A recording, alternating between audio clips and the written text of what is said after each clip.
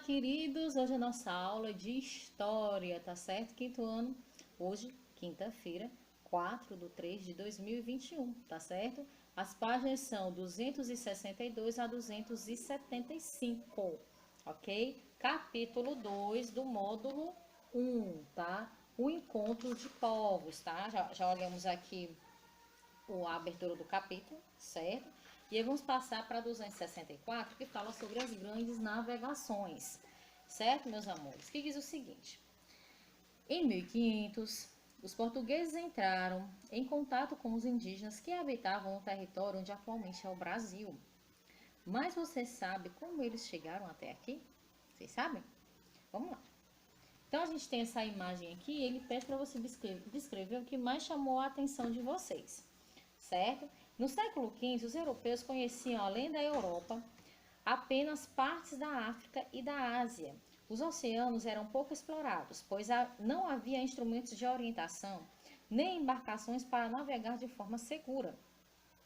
É por isso que muitas imagens dessa época trazem representações de monstros marinhos.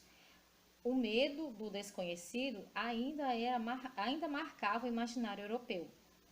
Naquele tempo, para buscar novas rotas de comércio, como regiões do Oriente, portugueses e espanhóis organizaram uma série de viagens de exploração marítima que ficaram conhecidas como grandes navegações, certo? E aí, na 265, diz o seguinte: a importância das especiarias, que fala assim: no século XV, diversos produtos de origem oriental, chamados especiarias, eram consumidos na Europa. Entre eles estavam a pimenta, a canela, o cravo, a noz moscada. Como esses produtos eram raros e muito desejados, trazê-los das Índias e comercializá-los na Europa gerava grande lucro. Leia o texto. Vindas das terras distantes, as especiarias pareciam envoltas numa nuvem de magia e mistério. Pois muitas, além de servirem como condimentos, tinham o poder de tratar a saúde. Os comerciantes, claro, se aproveitavam do fascínio do povo e cobravam cada vez mais por esses produtos. Então, as tecnologias de navegação. Para buscar as rotas comerciais marítimas, diversas tecnologias navais foram desenvolvidas ou aperfeiçoadas. Veja alguns exemplos. A bússola auxiliava os navegadores a saber em que direção navegavam quando estavam em alto mar. As caravelas eram embarcações existentes impulsionadas pelo vento, usadas para enfrentar os oceanos agitados. Os mapas passaram a ser aprimorados para cada viagem por meio da observação dos novos territórios. Índias, região do Oriente que corresponde às atuais Índia e China, certo? Página 266, que fala o seguinte: a sociedade ibérica no século XV. Os povos europeus que iniciaram as grandes navegações são conhecidos como ibéricos. Você sabe alguma informação sobre esses povos? Aí ele está falando aqui sobre esse mapa, que está aqui do lado, que é da Península Ibérica na atualidade, nos dias de hoje, certo? Então, no século XV, a sociedade ibérica era formada por pessoas de diferentes grupos sociais, como nobres, religiosos, artesãos e, em sua maioria, camponeses. Sua economia era essencialmente agrária e as atividades agrícolas eram realizadas pelos próprios camponeses. A localização geográfica de Portugal e Espanha, próxima ao Oceano Atlântico, foi um dos fatores que impulsionaram as viagens marítimas a partir do século XV. Naquela época, ambos os países eram governados por monarquias. Os reis, interessados em conquistar riquezas, incentivaram as expedições marítimas, patrocinando estudos sobre técnicas de navegação. Além disso, estabeleceram alianças com a Igreja Católica, que tinha interesse em ampliar o número de fiéis em outras regiões do mundo. Aí nós temos abdicar e vitalício, renunciar pela própria vontade, que dura a vida toda. Que está falando aqui da monarquia. O que é a monarquia? É um sistema de governo em que o rei, também conhecido como monarca, governa um determinado território. Nesse sistema, o governo não é eleito, o seu poder é vitalício, que eu acabei de falar. Assim, o rei deve governar até morrer ou abdicar do cargo, e o poder é então transmitido ao seu filho, certo? página 267, que a gente tem atividades. E nas atividades fala o seguinte: leia um trecho escrito por um viajante europeu de 1578, que fala assim: disse-me ele que, estando certa vez com outros em uma de suas canoas de pau, surgiu um grande peixe que segurou a embarcação com suas garras, procurando virá-la ou manter-se dentro dela. Vendo isso, decepei-lhe a mão com uma foice. A mão caiu dentro do barco e vimos que ela tinha 5 dedos como a de um homem. E o monstro, excitado pela dor, pôs a cabeça para fora d'água e a cabeça era na forma humana. Soltou um pequeno gemido.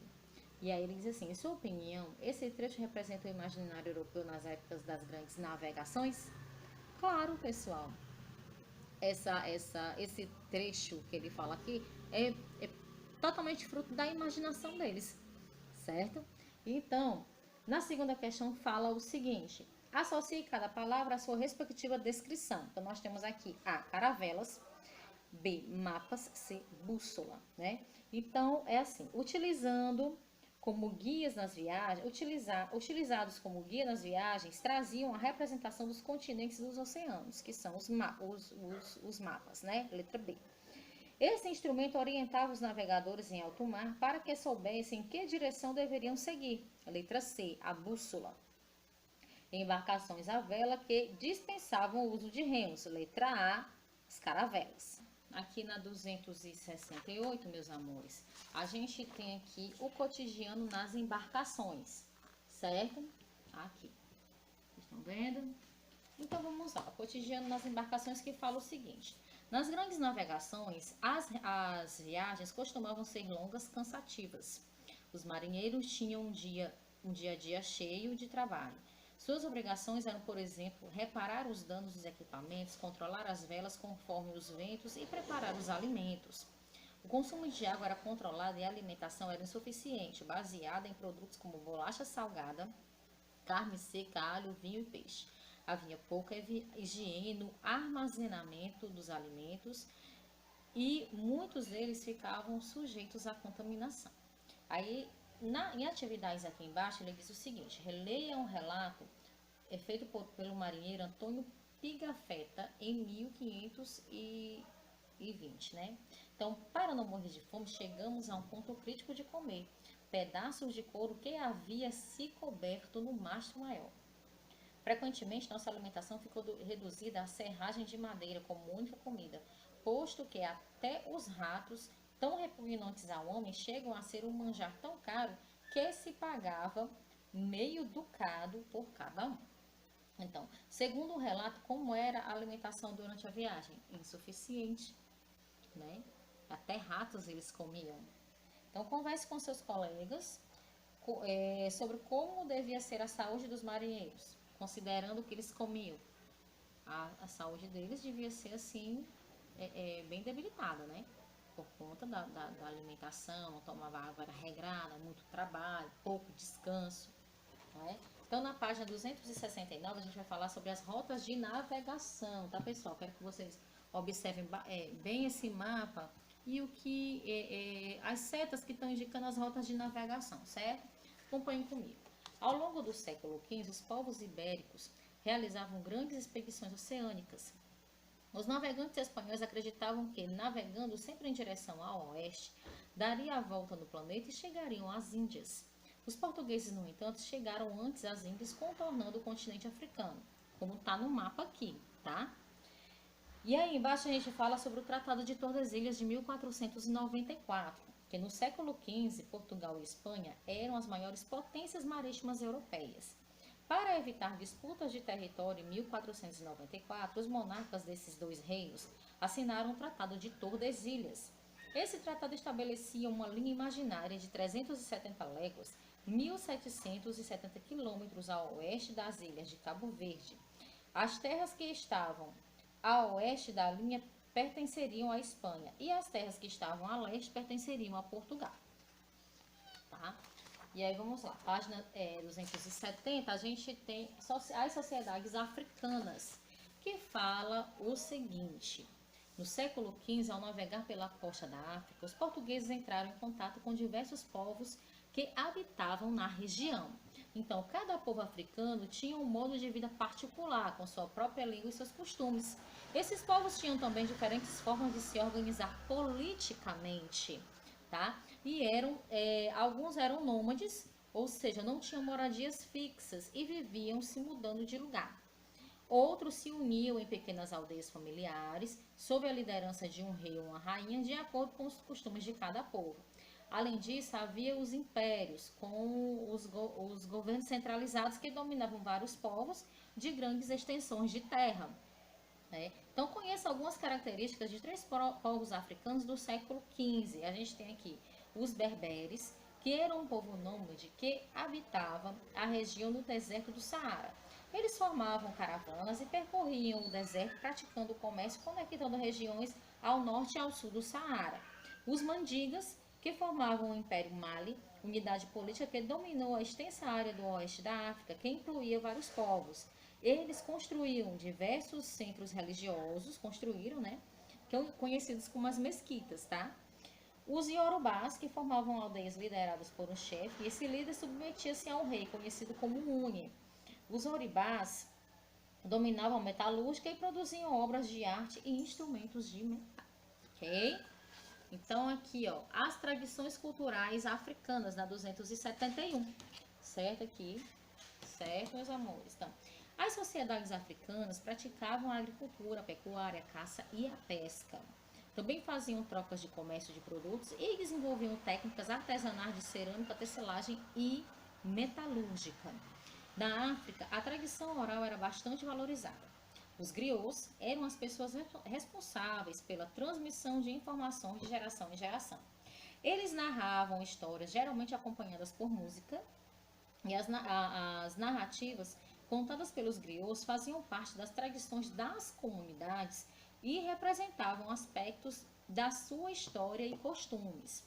Atualmente, a tradição oral e a figura do griot permanecem importantes nas culturas e matrizes africanas. Então, em atividades ainda na 271, diz o seguinte: analise essa placa de relevo bronze produzida pelo povo iorubá, que é essa daqui, certo? Aí ele diz o seguinte: qual foi o papel produzido com qual técnica artesanal? Metalúrgica. B. Analise o relevo e complete os quadros abaixo com as letras referentes às figuras que aparecem nele. Então, guerreiros portando armas, letra B. Oni governante Yorubá, letra A. Servos acompanhando o seu senhor, letra C, tá? Vocês observem bem, pessoal. Tá aqui o Yorubá, tá aqui os soldados e aqui embaixo os servos, certo?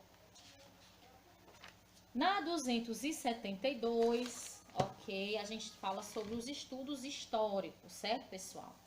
Que aí ele fala aqui, as transformações e também as permanências que acontecem no processo histórico deve-se à ação dos sujeitos históricos, e eles são pessoas ou grupos de pessoas que, com suas ações, promovem transformações nas sociedades em que eles vivem. E aqui embaixo a gente tem estudantes em manifestação por melhorias na educação Cidade de São Paulo 2010. Muito bem, meus amores. E aí, na 273, ela diz o seguinte: o tempo histórico, né? O tempo é um elemento central nos estudos históricos, porém, há diferenças entre o tempo da natureza e o tempo histórico. O tempo da natureza é o que transcorre independentemente de nossa vontade.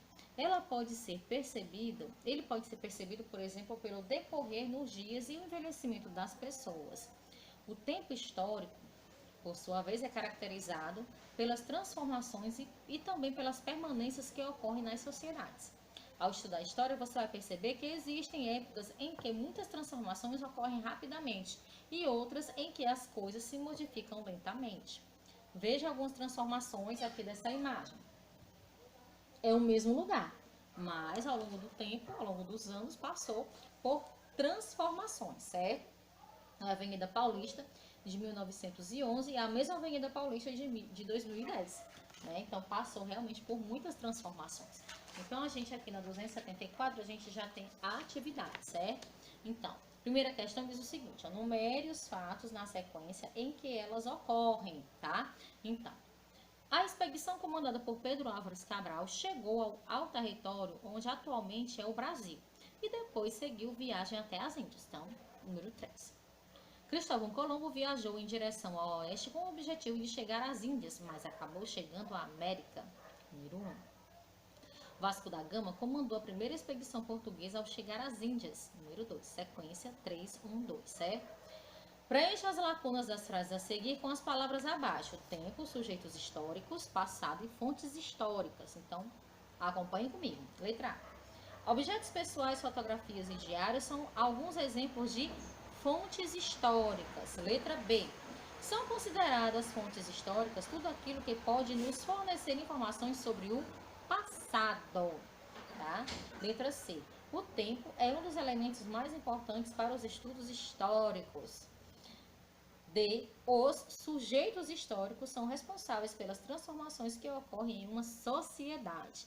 Então, na questão 3 diz o seguinte: cite algumas mudanças que você já observou no lugar onde você mora.